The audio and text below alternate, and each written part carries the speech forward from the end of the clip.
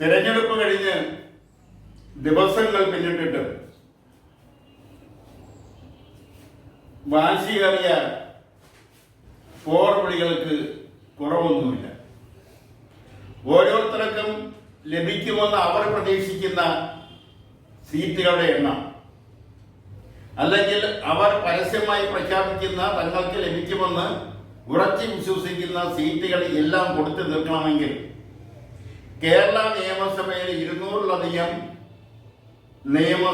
സാമാജികർ വേണം. എന്നാൽ 140 സാമാജികർ മാത്രമേ നിലവിലുള്ളൂ. ആംഗ്ലോ ഇന്ത്യൻസ് പ്രതിനിധിയെ കൂടെ കൂട്ടിയാൽ 141. എന്നാലും 60 MLA-മാരെ പുതുതായി കണ്ടെത്തേണ്ടിയിരിക്കുന്നു. അത് എവിടെ നിന്നാണ് കൊണ്ടുവരുന്നതെന്ന് ചോദിച്ചാൽ ആർക്കും ഒരു രൂപവുമില്ല. വീർവാദങ്ങൾക്കും ഉറച്ച വിശ്വാസങ്ങൾക്കും പരസ്യ പ്രസ്താവനകൾക്കും യാതൊരു പഞ്ചവുമില്ല. 100 സീറ്റോ അതിലധികമോ സീറ്റുകളിൽ ജയിക്കുമെന്നാണ് UDF-ന്റെ കോൺഗ്രസ് നേതൃത്വം കൊടുക്കുന്ന ഐക്യ ജനാധിപത്യ മുന്നണിയുടെ ഉറച്ച വിശ്വാസവും അവർ അത് പരസ്യപ്പെടുത്തുകയും ചെയ്യും. എന്നാൽ കഴിഞ്ഞ ദിവസം CPIM-ന്റെ സംസ്ഥാന സെക്രട്ടേറിയറ്റ് കൂടിയിട്ട് അവര് പുറത്തുവിട്ട കണക്കാവട്ടെ 75 മുതൽ 80 സീറ്റ് വരെയാണ്. 75 മുതൽ 80 സീറ്റ് വരെ എന്ന് കണക്ക് പുറത്തുവിടുമ്പോഴും AKG സെന്ററിന് അകത്ത് കേൾക്കുന്ന അടക്കം പറച്ചിലുകളിൽ നിന്നും മനസ്സിലാക്കുന്നത് 72 73 സീറ്റ് വാങ്ങിച്ച് കഷ്ടിച്ച് ഭരണം നിലനിർത്താൻ കഴിയുമെന്നാണ്. അത് ഒന്ന് കൂടുകയോ കുറയൊക്കെ ചെയ്യാം. അത് അവരുടെ കണക്കൂട്ടൽ. BJP-യുടെ കണക്കൂട്ടനുസരിച്ച് 2 അക്കം സീറ്റ് പിടിക്കുമെന്നാണ്. അതായത് 10 സീറ്റോ അതിലധികമോ. ഈ എല്ലാ സീറ്റും കൂടെ കണക്കാക്കുമ്പോൾ 200-ലധികം സീറ്റുകൾ വേണ്ടി വരും. നിലവിൽ 140 സീറ്റേ ഉള്ളൂ. അതെങ്ങനെ നിൽക്കട്ടെ? എങ്ങനെയാണ് ഈ അവകാശവാദങ്ങൾ മുന്നണികൾ മുന്നോട്ട് വയ്ക്കുന്നതിനെ കുറിച്ച് ചെറുതായിട്ടൊന്ന് പരിശോധിക്കാം. കോൺഗ്രസിനെ സംബന്ധിച്ചിടത്തോളം നേതാക്കന്മാർ കൂടിയിരുന്നു. അതല്ലെങ്കിൽ നേതാവ് അവരുടെ കാഴ്ചപ്പാടനുസരിച്ച് അവരുടെ ഒരു കണക്കൂട്ടലനുസരിച്ച് പുറത്തുവിടുന്ന കണക്കാണ് 100 സീറ്റ്. അത് പ്രതിപക്ഷ നേതാവായാലും KPCC പ്രസിഡന്റ് ആയാലും അതുപോലെ തന്നെ മുൻ KPCC പ്രസിഡന്റ് ആയാലും അഖിലേന്ത്യാ നേതാവായാലും ഒക്കെ പുറത്തുവിടുന്നത് ഏകദേശം ഒരേ കണക്കാണ്. അതിൽ എത്രത്തോളം വസ്തുതാപരമായ കാഴ്ചപ്പാടോട് കൂടിയാണ് ആ കണക്കുകൾ പുറത്തുവിടുന്നത് എന്നത് വ്യക്തമല്ല. എന്തായാലും ഭൂരിപക്ഷം ലഭിക്കുമെന്ന ഉറച്ച വിശ്വാസത്തിലാണ് 3 നേതാക്കന്മാർ മുഖ്യമന്ത്രി കുപ്പായം തപ്പിച്ച് വെച്ചിരിക്കുന്നത്.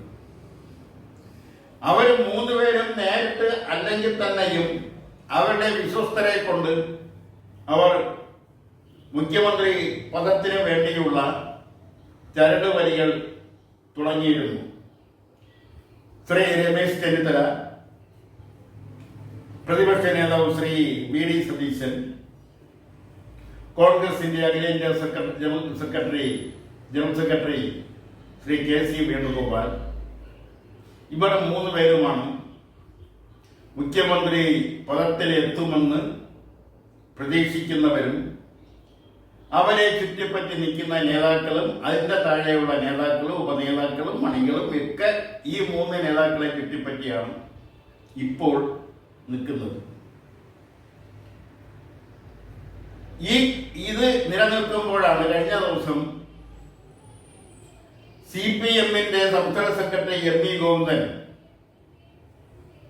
75 സീറ്റ് ലഭിക്കും, അല്ലെങ്കിൽ 75 മുതൽ 80 വരെ സീറ്റുകൾ LDF-ന് ലഭിക്കാമെന്ന് പറഞ്ഞത്.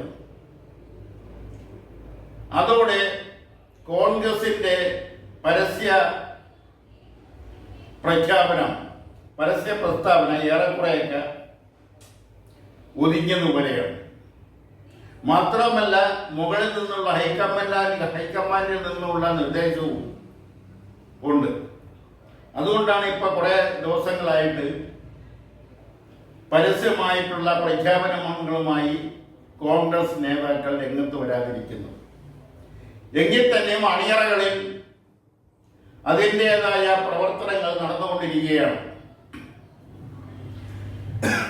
തെരഞ്ഞെടുപ്പിൽ അടിയൊഴുക്കുകൾ നടന്നു എന്നുള്ളത് വ്യക്തം.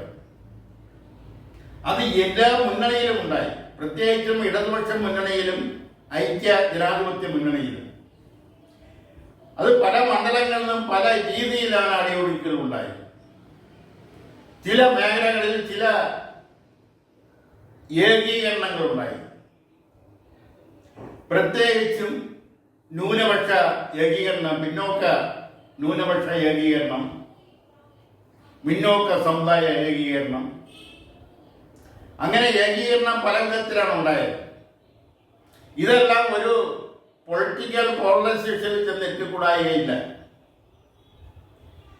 NSS സമദൂര സിദ്ധാന്തമാണ് അവർ പരസ്യമായി പ്രഖ്യാപിച്ചതെങ്കിലും ഇലക്ഷൻ അടുത്തു വരുന്ന ദിവസങ്ങളിൽ അവർ ആ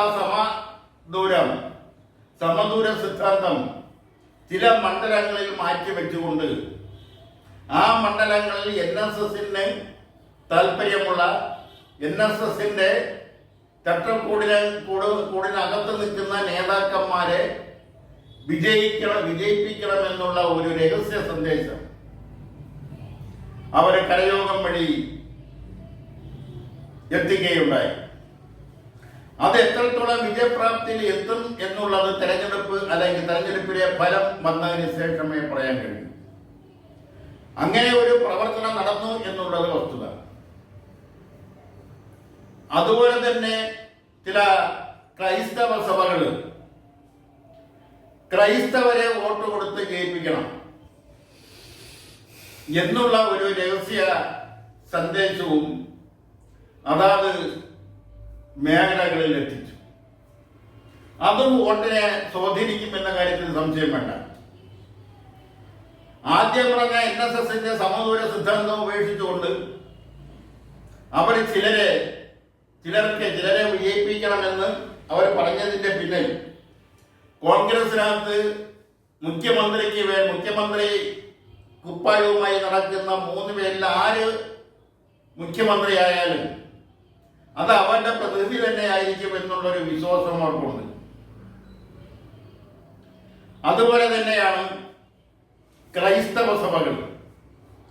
ആ ക്രൈസ്തവ സഭകളിൽ വിശ്വസിക്കുന്നവർ, ക്രൈസ്തവ സഭകളിൽ നേരിട്ട് ബന്ധമുള്ളവർ, അവരെ ജയിപ്പിച്ചു കഴിഞ്ഞാൽ അവർ കോൺഗ്രസിന്റെ ഐക്യ ജനാധിപത്യ മുന്നണിയുടെ മന്ത്രിമാരാകുന്നതോടൊപ്പം തന്നെ ക്രൈസ്തവ സഭകളുടെ പ്രതിനിധികളുമായിരിക്കും.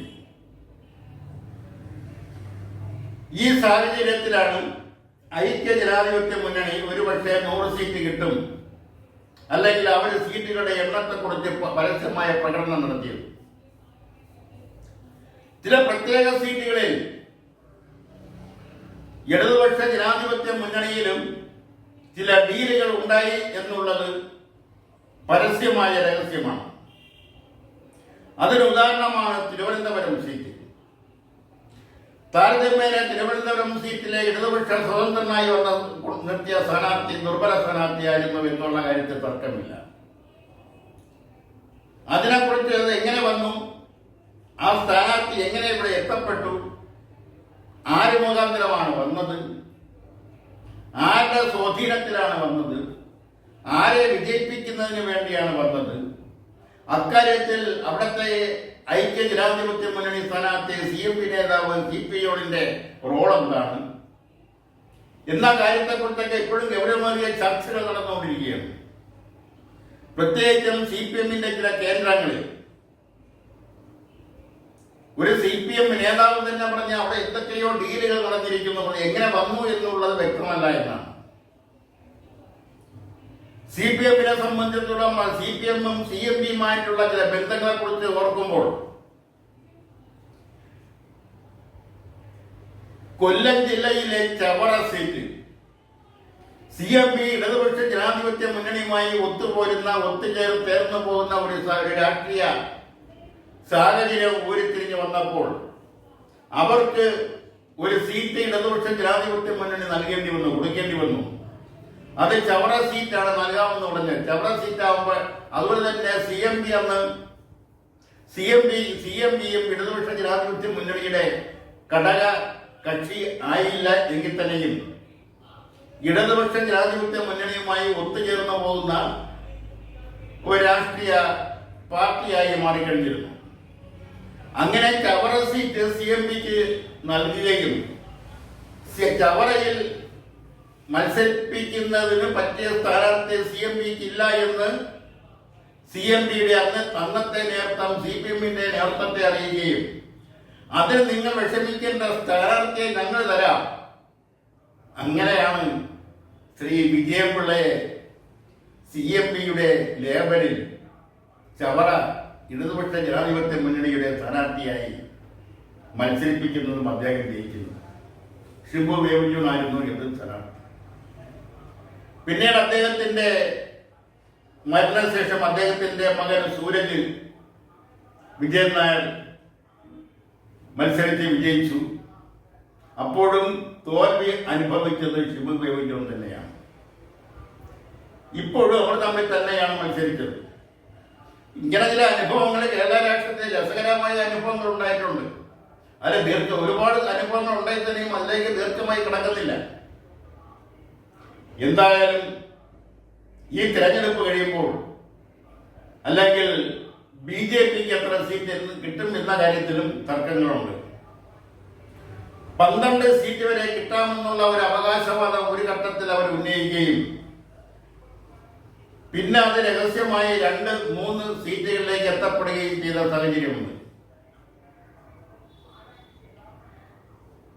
കഴക്കൂട്ടവും മഞ്ചേരിയും നേമവും BJP പ്രതീക്ഷിക്കുന്ന സീറ്റുകളാണ്. അതെല്ലാം മെയ് 4 വരെ കാത്തിരിക്കേണ്ടി വരും. എന്തായാലും തെരഞ്ഞെടുപ്പ് കഴിയുമ്പോൾ തെരഞ്ഞെടുപ്പ് ഫലം വന്ന് ആര് അധികാരത്തിൽ വന്നാലും ഇടതുപക്ഷ ജനാധിപത്യ മുന്നണി അധികാരത്തിൽ വന്നാൽ മുഖ്യമന്ത്രി ശ്രീ പിണറായി വിജയൻ തന്നെ ആയിരിക്കും എന്ന കാര്യത്തിൽ ആർക്കും സംശയമില്ല, തർക്കവുമില്ല.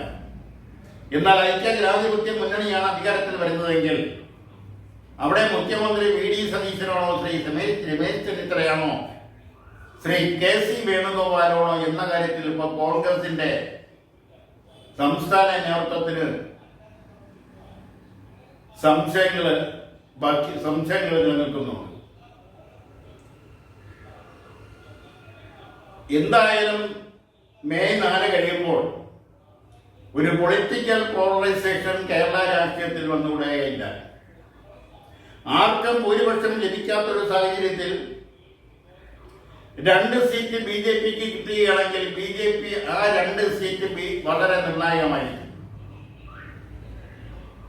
ഒരു മുന്നണിക്ക് 69 സീറ്റും ഒരു മുന്നണിക്ക് 68 സീറ്റുമാണ് ലഭിക്കുന്നതെങ്കിൽ സ്വാഭാവികമായും കൂടുതൽ നിയമസഭാംഗങ്ങളുള്ള 69 സീറ്റ് ലഭിച്ച മുന്നണിയെ ഗവർണർ മന്ത്രിസഭ ഉണ്ടാക്കാൻ ക്ഷണിക്കുമായിരിക്കും.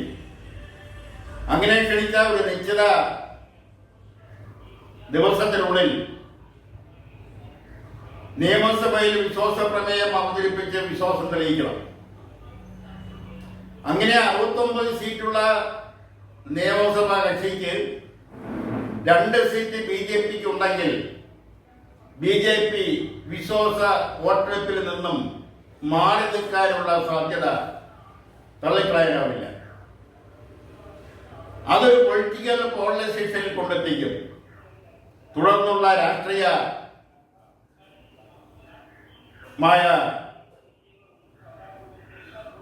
ഇടപെടലുകൾ, രാഷ്ട്രീയമായ മാറ്റങ്ങൾ, കേരളത്തിലുണ്ടാകുന്ന രാഷ്ട്രീയമായ വ്യതിചലനങ്ങൾ, അതൊക്കെ തന്നെ BJPയുടെ ഈ 2 സീറ്റ് പല ഘട്ടങ്ങളിലും നിർണയിക്കും. ഒരു ബില്ല് അവതരിപ്പിക്കുമ്പോൾ ഭരണകക്ഷിയിൽപ്പെട്ടവർക്ക് 69 സീറ്റ്, 69-ൽ 1 സീറ്റ് സ്പീക്കറുടെ വോട്ട് പോയാൽ ബാക്കി 68 വോട്ടേ ഉള്ളൂ. അവിടെ ചില പ്രത്യേക സാഹചര്യങ്ങളിൽ സ്പീക്കർക്ക് വോട്ട് ചെയ്യേണ്ടി വരും. ബില്ലിന് അനുകൂലമായി സ്പീക്കർക്ക് വോട്ട് ചെയ്യേണ്ടി വരും. അതിനെയാണ് കാസ്റ്റിംഗ് വോട്ട് എന്ന് പറയുന്നത്. കാസ്റ്റിംഗ് വോട്ട് കൊണ്ട് മാത്രം ഇവിടെ ശ്രീ കരുണാകരന്റെ മന്ത്രിസഭ നിലനിന്ന് പോകുന്ന ഒരു കാലഘട്ടം ഉണ്ടായിരുന്നു. അത് ഇനിയും ആവർത്തിച്ചു കൂടായികയില്ല. എന്തായാലും മെയ് 4 വരെ കാത്തിരിക്കാം.